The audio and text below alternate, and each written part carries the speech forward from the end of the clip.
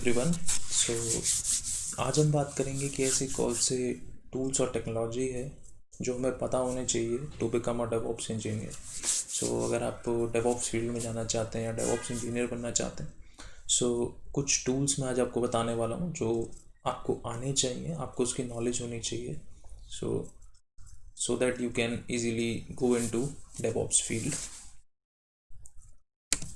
सो सबसे पहला जो हमारी टेक्नोलॉजी है वो है लिनक्स।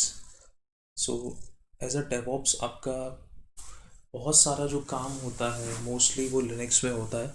चाहे आप कोई सर्वर सेटअप कर रहे हैं, कोई एप्लीकेशन डिप्लॉय कर रहे हैं, तो मोस्टली जो चीज़ें होती हैं वो लिनक्स में होती हैं। सो आपको लिनक्स की नॉलेज होना बहुत ज़रूरी है to to work as a DevOps. Next जो हमारा टूल आता है वो है गिट।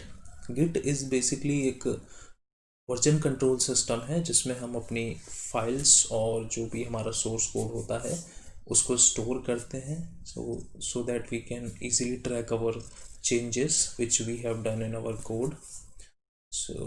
यहाँ पर मैंने गिट वर्जन कंट्रोल सिस्टम और भी होते हैं जैसे SVN है, परफोर्स है। गिट बेसिकली क्या है कि बहुत ज़्यादा आजकल यूज़ होता है, इसलिए मैंने गिट को यहाँ पर रखा है। बट वर्जन कंट्रोल सिस्टम में परफोर्स भी हो सकता है, SVN भी हो सकता है। ये सब टूल्स सोर्स कोड मैनेजमेंट के लिए यूज़ होते हैं। इनमें से कोई ना कोई आपको आना चाहिए, बेसिकली स्पेशली गिट। थर्ड मैं बात करूँगा जेनकिंस की। जेनकिंस बेसिकली एक कंटिन्यूस इंटीग्रेशन सर्वर है। आप लोगों ने सुना होगा CI/CD पाइपलाइंस के लिए, कंटिन्यूस इंटीग्रेशन, कंटिन्यूस डिप्लॉयमेंट के लिए जेनकिंस यूज़ होता है। जेनकिंस एक बहुत ही ज़्यादा पॉपुलर टूल है। अगर मैं बात करूँ डेवॉप्स प्रोफाइल की, उसमें जेनकिंस बहुत ज़्यादा यूज़ होता है एंड बहुत पॉपुलर टूल है। जेनकिंस आपको आना ही चाहिए। नेक्स्ट जो हमारा टूल है वो है डॉकर।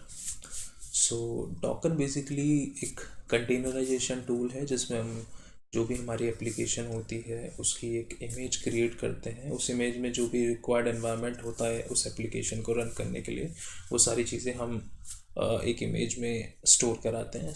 इसके बारे में डिटेल वीडियो मैं बाद में बनाऊंगा। इन सभी टूल्स के बारे में कौन सा टूल क्या करता है वो इन डेप्थ वीडियो मैं बाद में एक्सप्लेन करूँगा। अभी के लिए डॉकर आना चाहिए। नेक्स्ट हमारा टूल है क्यूबरनेटीज़। क्यूबरनेटीज़ आजकल काफ़ी ट्रेंड में है। मोस्टली एप्लीकेशन डिप्लॉयमेंट जो होते हैं माइक्रो सर्विसेज के हों, काफ़ी डिप्लॉयमेंट जो होते हैं वो क्यूबरनेटीज़ के ऊपर होते हैं। क्यूबरनेटीज़ काफ़ी ट्रेंड में है एंड मोस्टली ये यूज़ किया जाता है। इवन अगर आप ऑन प्रेमाइज डेटा सेंटर की बात करें या ऑन क्लाउड डेटा सेंटर की बात करें, सभी में क्यूबरनेटीज़ बहुत ज़्यादा यूज़ होता है। क्यूबरनेटीज़ की भी नॉलेज आपको होना ज़रूरी है। नेक्स्ट अगर मैं टूल की बात करता हूँ वो है एनसिबल। एनसिबल एक कॉन्फ़िगरेशन मैनेजमेंट टूल है। It is an automation tool.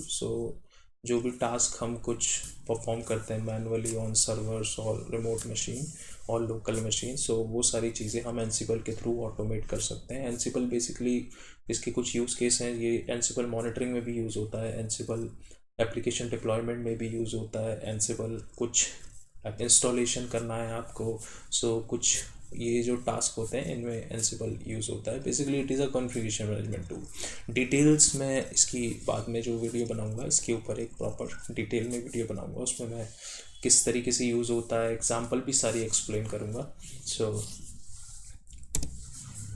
Next हमारा टूल है प्रोमेथियस। बेसिकली ये जो सेक्शन है हमारा मॉनिटरिंग का सेक्शन है। Prometheus is a monitoring tool. इसकी मैंने प्रोमेथियस बेसिकली इसलिए रखा क्योंकि काफ़ी पॉपुलर टूल है, ये मॉनिटरिंग के लिए काफ़ी यूज़ होता है। इसकी जगह आपको कोई और मॉनिटरिंग टूल भी आता है दैट इज़ ऑल्सो फाइन। इसकी जगह आप ELK स्टैक हो सकता है जिसमें किबाना, इलास्टिक सर्च, लॉगस्टैश ये ELK स्टैक में आता है। अगर उसकी नॉलेज भी है आपको तो वो भी फाइन है, कोई इशू नहीं है। उसके अलावा नेगियोस है मॉनिटरिंग टूल, स्प्लंक है, ऐसे काफ़ी अदर मॉनिटरिंग टूल्स भी हैं जो यूज़ होते हैं।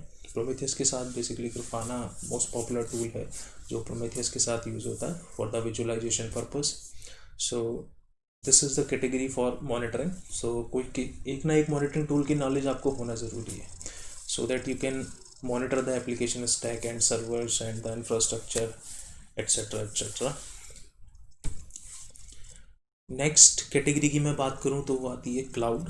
मैंने यहाँ पर AWS लिया है यहाँ पर, क्योंकि AWS the most popular cloud service provider है जो कि मोस्टली यूज़ होता है. इसके अलावा गूगल क्लाउड है, अज्योर है, डिजिटल ओशन है, और भी बहुत सारे क्लाउड सर्विस प्रोवाइडर हैं जो यूज़ करती हैं कंपनीज, बट AWS काफ़ी ज़्यादा यूज़ होता है, तो इसकी डिमांड काफ़ी ज़्यादा रहती है. ये हमारा सेक्शन क्लाउड का है. तो इसमें चाहे आपको AWS की नॉलेज हो, गूगल क्लाउड की नॉलेज हो, अज्योर की नॉलेज हो, किसी ना किसी एक क्लाउड प्रोवाइडर की आपको नॉलेज होनी चाहिए. सो दैट बेसिकली कंपनीज आजकल इंफ्रास्ट्रक्चर क्लाउड पे ही रख रही हैं.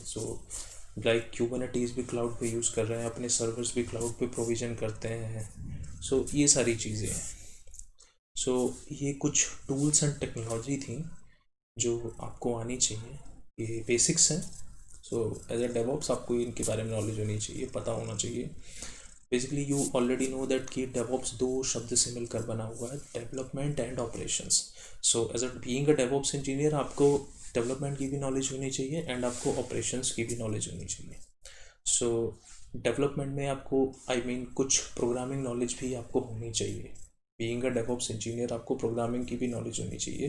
प्रोग्रामिंग कॉन्सेप्ट्स आपको पता होने चाहिए, किस तरीके से काम करते हैं. I am not talking about कि आपको हार्डकोर प्रोग्रामिंग आनी चाहिए, लेकिन बट स्टिल आपको प्रोग्रामिंग का बेसिक्स पता होना चाहिए कैसे होती है.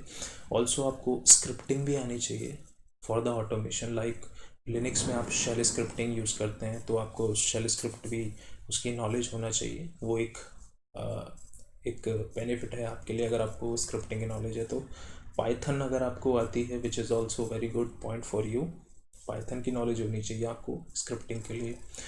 पर्ल स्क्रिप्टिंग आती है. ऐसे काफ़ी सारी स्क्रिप्टिंग है. विंडोज़ में पावर शेल स्क्रिप्टिंग होती है. इन तरीके अलग अलग एनवायरनमेंट के लिए डिफरेंट स्क्रिप्टिंग यूज़ की जाती है. बेसिकली अगर मैं लिनक्स की बात करूँ तो शेल स्क्रिप्टिंग काफ़ी यूज़ की जाती है. विंडोज़ में पावर शेल स्क्रिप्ट काफ़ी यूज़ की जाती है. पाइथन है वो तो दोनों में ही आप यूज़ कर सकते हैं, विंडोज़ में भी लिनक्स में भी. बिकॉज वो प्लेटफॉर्म डिपेंडेंट नहीं है, तो दोनों ही आप यूज़ कर सकते हैं. अगर आपको PowerShell, Python, shell scripting इनकी नॉलेज है, वो भी एक गुड पॉइंट है आपके लिए. ये सारी डिटेल थी. अगर आपको डेवऑप्स के फील्ड में जाना है, डेवऑप्स इंजीनियर बनना है, उसके लिए आपको इन सब चीज़ों की नॉलेज होना ज़रूरी है. अगर आप लोगों को क्वेश्चन होता है इसके रिगार्डिंग, आप कमेंट कर सकते हैं. मैं कोशिश करूँगा उसको एक्सप्लेन करने की. ऑल्सो इन जितने भी टूल्स मैंने ये एक्सप्लेन किए हैं, इनके बारे में डिटेल वीडियो मैं आगे बनाऊँगा. अगर आपको ये वीडियो इन्फॉर्मेटिव लगी, please like this video and subscribe to my channel. Thank you for watching.